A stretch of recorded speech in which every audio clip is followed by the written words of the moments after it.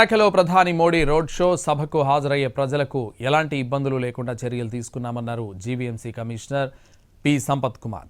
Road షోకు 1,00,000 మంది, సభకు 3 లక్షల మంది వస్తారని అంచనా వేస్తున్నామని, అందరికీ తాగునీరు అందిస్తామన్నారు. లంచ్తో పాటు డిన్నర్ కూడా ఏర్పాటు చేశామంటున్న జీవీఎంసీ కమిషనర్ పి సంపత్ కుమార్తో మా ప్రతినిధి రవిచంద్ర ఫేస్ టు ఫేస్.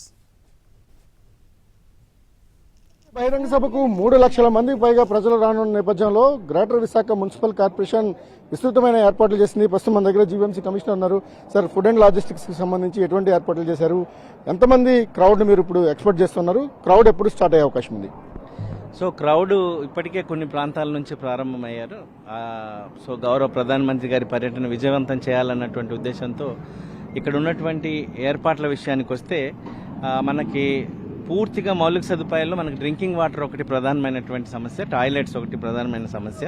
అదేవిధంగా డబుల్ బ్యారికేడింగ్ సిస్టమ్స్ చేయడం వల్ల పబ్లిక్లో నుంచి ఎలాంటి ఇబ్బంది జరగకుండా, ఏ చిన్న తోపులాటకి ఆస్కారం ఇవ్వకుండా లేయర్స్ లాగా పెట్టడం జరిగింది. సో పూర్తి స్థాయిలో కట్టుదిట్టమైనటువంటి చర్యలు తీసుకున్నాం. సో పబ్లిక్ ఎంతమంది వచ్చినా అరౌండ్ మనం వీఆర్ ఎక్స్పెక్టింగ్ ఫర్ అట్లీస్ట్ 1,00,000 మంది దాకా ర్యాలీకి వస్తారని ఎక్స్పెక్ట్ చేస్తున్నాం. సో దానికి సరిపడా ఏర్పాట్లను మనం చేయడం జరిగింది. అట్లే వెన్యూ కూడా ప్రతి ఎన్క్లోజర్లో కూడా మనం డ్రింకింగ్ వాటర్తో పాటు సో వాళ్ళకి టాయిలెట్ యాక్సెస్ కూడా ఇవ్వడం జరిగింది. సో మన ప్రతి మీటింగ్ వెన్యూ విషయానికి వస్తే అక్కడ వచ్చేటువంటి జనాల కోసం కూడా సఫిషియెంట్గా మనము ఏర్పాట్లు చేయడం జరిగింది. సార్, ఈ ఫుడ్కి సంబంధించి ఎటువంటి ఏర్పాట్లు చేస్తున్నాం? అంటే చాలా ఎక్కువ సమయం ఉండే అవకాశం ఉంది కాబట్టి ఎట్లాంటి ఏర్పాట్లు చేస్తున్నాం? మధ్యాహ్నం లంచ్ ఉంది, ఈవినింగ్ డిన్నర్ ఉంది.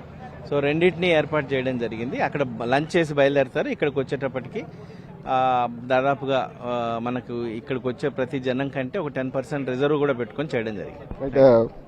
లక్షలాదిగా వస్తారు కాబట్టి పబ్లిక్ మీటింగ్తో పాటు ప్రధానమైన ఈవెంట్గా ఉన్న రోడ్ షోకి ఎక్కువ ప్రయారిటీని అధికార యంత్రాంగం ఇస్తోంది. రోడ్ షోలో ఎక్కువ ప్రాంతం ప్రజలు ఉండేలాగా కేవలం 2 వాహనాలు ప్రధానమంత్రి కాన్వాయ్లో, ప్రధానమంత్రికి సంబంధించిన సెక్యూరిటీ వెహికల్స్ కావచ్చు, ఆయన ఓపెన్ టాప్ వాహనం వెళ్ళడానికి చిన్న మార్గాన్ని మాత్రం అలాట్ చేశారు. మరోవైపు ప్రజలు వేలాదిగా వచ్చినప్పటికీ కూడా వాళ్ళకి అవసరమైన మార్గాలని పెట్టి పూర్తి స్థాయిలో ఏర్పాట్లు చేశారు. ఇక వచ్చే ప్రజలు ఎవరైతే ఉంటారో ప్రజలకు సంబంధించి ఎటువంటి అసౌకర్యం కలగకుండా అన్ని ఏర్పాట్లు చేశామని జీవీఎంసీ కమిషనర్ చెప్తున్నారు.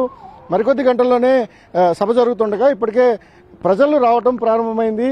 వివిధ ప్రాంతాల నుంచి, ప్రధానంగా ఉత్తరాంధ్ర జిల్లాల నుంచి వేలాదిగా జనం తరలి వస్తున్న నేపథ్యంలో వాళ్ళకి ఎటువంటి డ్రింకింగ్ వాటర్ కానీ ఆహారానికి సంబంధించి సమస్యలు లేకుండా చూస్తున్నామని అధికార యంత్రాంగం చెప్తోంది. కెమెరామెన్ రవితో రవిచంద్రన్, NTV, విశాఖపట్నం.